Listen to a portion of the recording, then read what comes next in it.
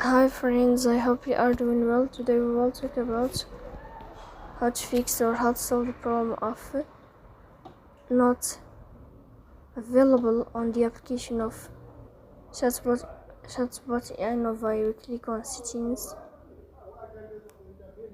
Here we click on apps, default apps, app settings.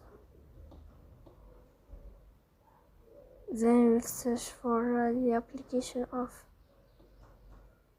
Nova like this. And we click here. Then we click on first stop and we click OK. Here we enter to storage. Then we click on clear cache. In the end, you'll turn off your phone and you'll start your phone again. So please don't forget to support us.